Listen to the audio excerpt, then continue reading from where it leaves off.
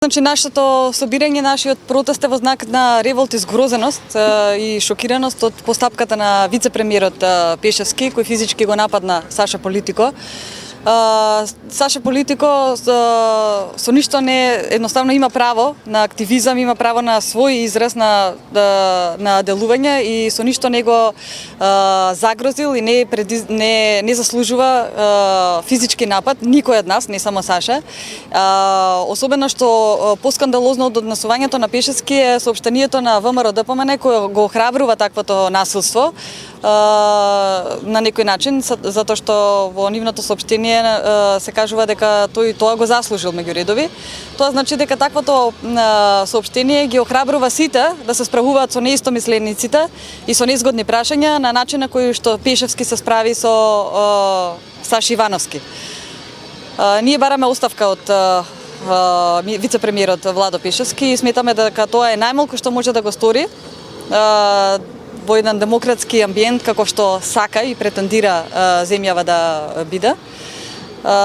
И воспротивно едноставно само ќе мислиме и ќе го сватиме тој чин и од страна на премиерот како претседател на ВМРО-ДПМН што го испрати тоа срамно соопштение вчера дека едноставно охрабруваат насилство и при сметка со неистомислениците на ваков начин.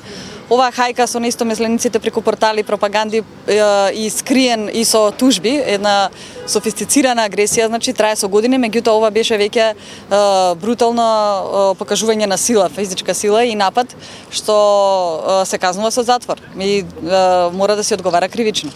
Таквото однесување, значи ова е само кулминација на тоа што го слушнавме од бомбите, дека практично лично премиерот Груевски охрабрува да се удрат 2-3 шамара како начин, значи за справување со дисциплинска мерка и посочува дека тоа било прекршачно, а не било кривично дело.